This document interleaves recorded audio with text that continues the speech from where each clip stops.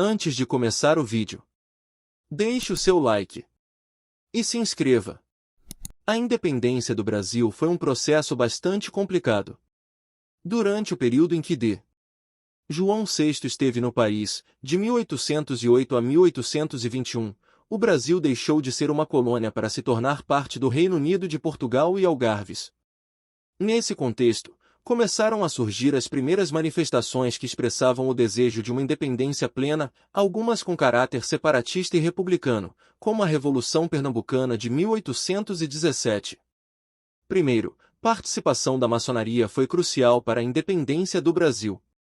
Desde o século XVIII, maçons já estavam presentes no território brasileiro, muitos deles envolvidos em movimentos políticos contrários ao domínio português, como foi o caso da Inconfidência Mineira.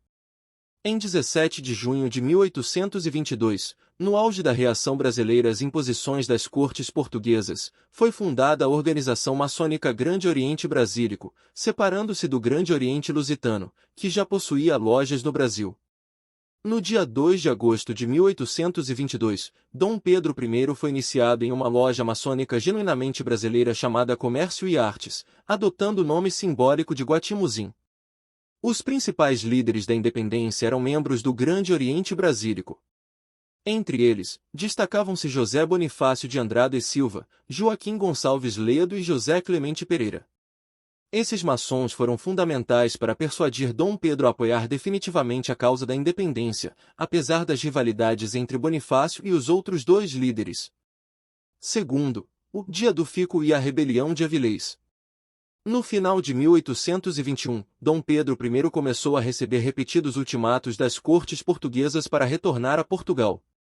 O príncipe regente quase atendeu a essas ordens, mas foi persuadido a permanecer no Brasil graças à mobilização organizada pelo mesmo grupo de maçons já mencionado. A decisão de Dom Pedro I foi oficializada em 9 de janeiro, data que ficou conhecida como o Dia do Fico.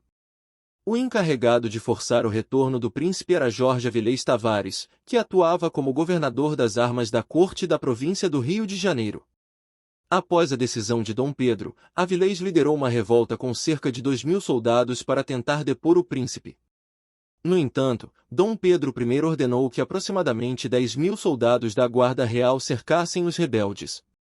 Diante da derrota, Avilés foi obrigado a obedecer a ordem de Dom Pedro e retornar a Portugal. Terceiro, os Manifestos de Agosto de 1822. Os Manifestos de Agosto de 1822 tiveram um papel fundamental no processo de independência do Brasil e foram elaborados por duas importantes lideranças maçônicas da época, Gonçalves Ledo e José Bonifácio. Esses documentos delineavam diferentes direções políticas para o país após conquistar sua independência. O primeiro manifesto, redigido por Ledo em 1º de agosto, tinha um tom fortemente antilusitano, enfatizando a necessidade de uma ruptura completa com a coroa portuguesa. Já o segundo, escrito por José Bonifácio em 6 de agosto, era menos radical, propondo uma independência que mantivesse o Brasil sob um regime monárquico. Bonifácio destacava que, assim, o país se diferenciaria no cenário das Nações Amigas das Américas, predominantemente republicanas. Quarto, assinatura do Decreto de Independência do Brasil. No dia 13 de agosto de 1822, Dom Pedro I designou sua esposa, Leopoldina da Áustria, como chefe de Estado e princesa regente interina do Brasil. A decisão foi tomada porque o príncipe precisava viajar para a província de São Paulo para lidar com conflitos políticos que poderiam comprometer o processo de independência. Dom Pedro permaneceu em São Paulo até 5 de setembro. Enquanto isso, a situação nas cortes em Lisboa se agravava, especialmente após a recusa de Dom Pedro em retornar a Portugal. Diante de mais um ultimato, Leopoldina, atuando como regente interina, reuniu o Conselho de Estado no Rio de Janeiro e, em 2 de setembro, assinou um decreto que declarava oficialmente a separação do Brasil de Portugal. Quinto, problemas intestinais de Dom Pedro I no dia da independência do Brasil. No momento da ruptura final entre Brasil e Portugal, Dom Pedro I estava em viagem pela província de São Paulo.